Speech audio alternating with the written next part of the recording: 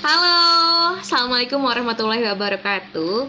Oke teman-teman, kembali lagi bersama saya Farika Rahmawati. Kali ini saya akan melanjutkan pertemuan kita yang kemarin terkait dengan pengantar riset audit humas. Di pertemuan sebelumnya gitu ya, teman-teman sudah mempelajari kenapa sih riset audit humas itu penting gitu ya. Dan kali ini saya akan mencoba menjelaskan perbedaan antara riset audit humas dengan audit komunikasi. Oke, siapa yang sudah paham apa itu perbedaannya? Oke, nggak masalah kalau belum paham, kita bahas sama-sama yuk.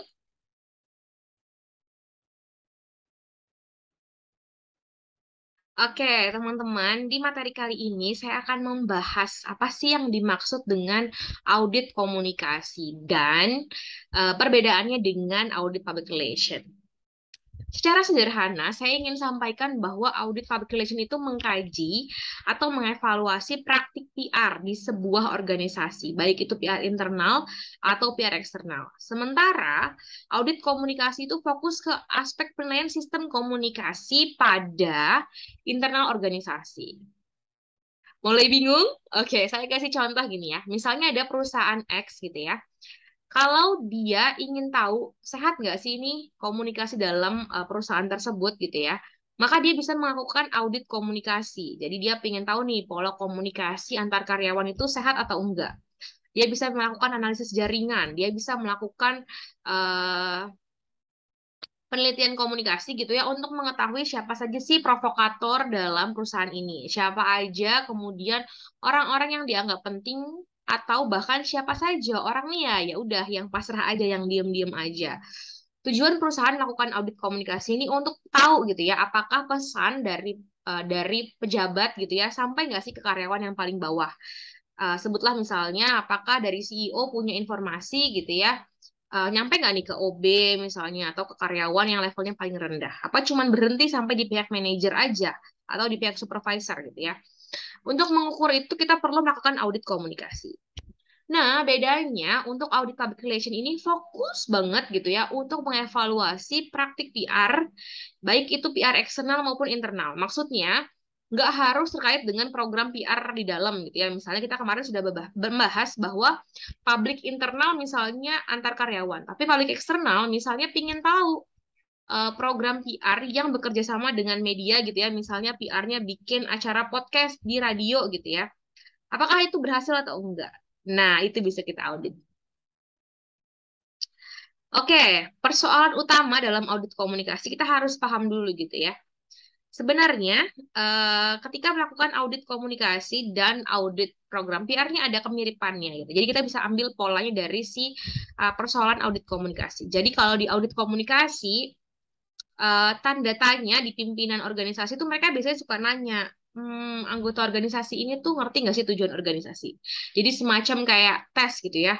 Paham nggak sih visi misi organisasi itu apa? Apakah persepsi mereka terhadap informasi yang disalurkan? Ketika misalnya pimpinan itu ngasih informasi, oke, kita hari Minggu nih masuk, wah, pada heboh kan karyawan, kok hari libur masuk gitu ya. Mereka tuh paham nggak sih sama informasi yang diberikan? Apa saja pertimbangan dari pimpinan tuh sampai nggak sih ke level karyawan gitu ya. Terus aliran informasi bisa ditingkatin nggak nih? Sumber informasinya dari mana? Dan perilaku pencairan informasi itu siapa nih yang suka jadi apa ya, orang yang suka ngasih penengah gitulah antara pimpinan dengan bawahan. Nah, dalam audit komunikasi ini, kalau ada pengembangan organisasi, misalnya dia mau merger atau dia itu mungkin mau bikin cabang baru gitu ya, maka sebenarnya organisasi ini terlibat dalam proses penyatuan atau akuisisi oleh organisasi lain. Nah, ini kan nggak bisa dilakukan dengan pemimpin sendiri kan, tapi bawahan juga harus tahu. Karena ketika ada merger dua perusahaan gitu ya, sebenarnya bawahan tuh juga harus paham dengan siapa mereka harus bekerja sama. Nilai-nilai apa yang harus mereka akulturasikan. Nah, ini penting. Nah, tapi seringkali karena nggak ada informasi, jadi ya mereka nggak ngerti. Mereka hanya mengikuti arus air aja.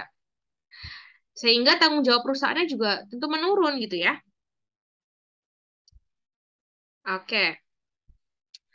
Pertanyaan pentingnya, siapa aja yang bisa menjadi auditor komunikasi gitu ya.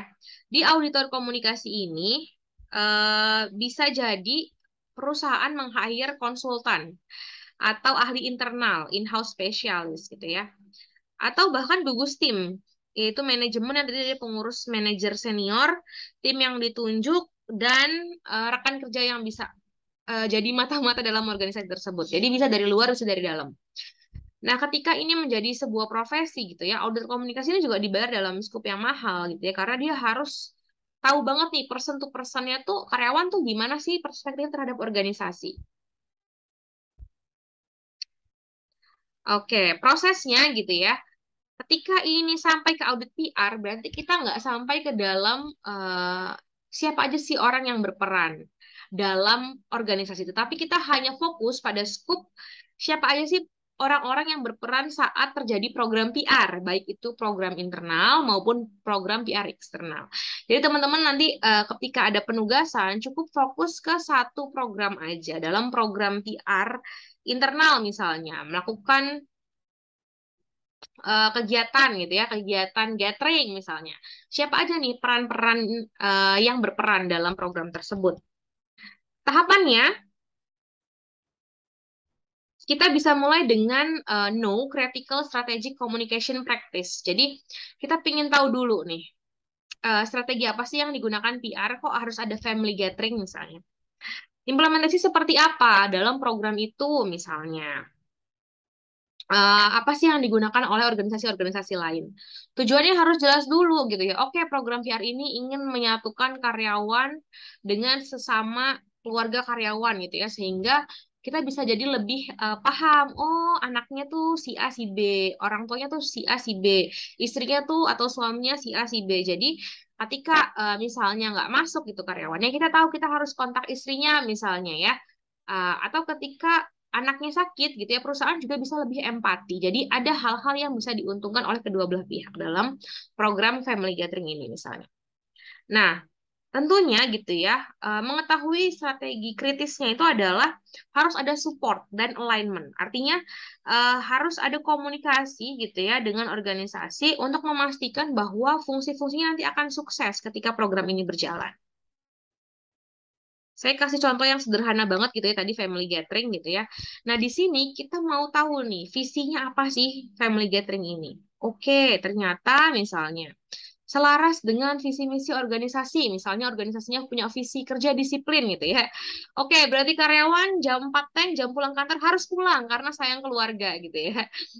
Sesuai dengan visi misi kantor gitu ya. Jadi nggak ada jam lembur gitu ya, harus disiplin sesuai jam kerja. Oke, menarik nih. Jadi bukan cuma nggak boleh terlambat, tapi juga nggak boleh pulang lebih dari jam pulang gitu ya. Memastikan kesehatan karyawan, kemudian kesehatan mental karyawan. Kemudian memilih eh, tujuan dan outcomes dari si kegiatan itu. Oh, karyawan jadi lebih loyal nih kalau keluarga diperhatikan, misal. Lalu memilih select target audience. Jadi karyawan nih siapa aja nih keluarganya yang mau diajak? Apakah sampai kakek neneknya, apa cuma istri dan anak-anaknya aja? Itu juga bisa dipertimbangkan oleh perusahaan. Mengingat dengan pesan yang akan diberikan dan juga biaya yang tersedia oleh perusahaan. Lalu kita melanjutkan dengan identify credible messenger gitu ya. Kira-kira siapa aja nih yang kredibel untuk melihat gitu ya tadi program tersebut dan memilih choose communication mechanism atau outlet. Kira-kira komunikasi yang akan diberikan ke karyawan, apakah cukup himbauan melalui WA atau ada surat undangan family gathering gitu ya, atau misalnya ada punishment bagi keluarga yang tidak ikut. Nah, ini nih, menarik kan programnya. Scan the context and competition misalnya. Apakah dalam kegiatan itu akan ada kompetisi antar keluarga gitu. Tapi apa manfaatnya untuk perusahaan? Nah, ini bisa dipertimbangkan juga. Oke, kita lanjut gitu ya. Eh, Most common organization with an active communication function gitu ya. Jadi dalam implementasinya gitu ya kita bisa meningkatkan efektif material. Jadi nanti mungkin ada gamesnya, ada suratnya, ada outputnya after after movie gitu ya. Untuk membuat build valuable partnership. Jadi nanti akan ada hubungan eksternal itu dengan keluarga yang bisa saling menolong satu sama lain gitu ya. Kemudian conduct steady outreach bahwa dalam keadaan ini gitu ya audiens di sini adalah keluarga perusahaan misalnya dia punya regular and sustain gitu ya. Jadi dia bisa eh,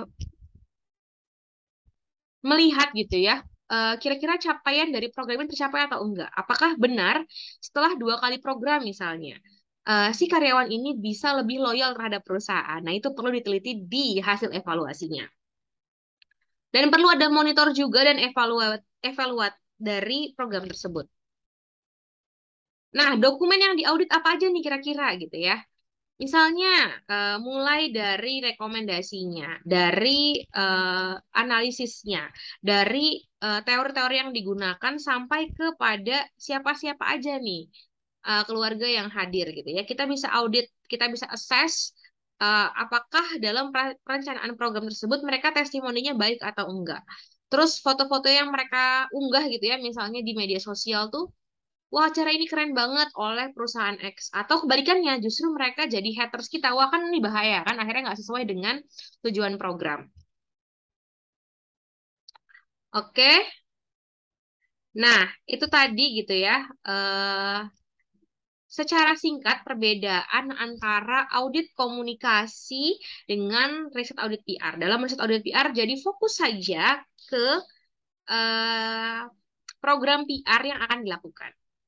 Selanjutnya, saya akan meminta gitu ya teman-teman untuk gitu ya mulai memberikan gambaran di kolom komentar dalam perusahaan yang akan kalian teliti gitu ya. Kira-kira program apa yang akan mereka gunakan gitu ya, yang akan kalian gunakan untuk kalian assess, untuk kalian audit gitu ya. Dan kira-kira stakeholdernya siapa aja, public internal dan eksternal yang tergabung dalam program itu siapa. Kalian bisa tulis di kolom komentar. Saya ingin juga melihat analisis kalian, kenapa kalian mengambil program tersebut untuk dianalisis, untuk diaudit. Itu saja dari saya. Terima kasih. Wassalamualaikum warahmatullahi wabarakatuh. Sampai ketemu di video-video selanjutnya.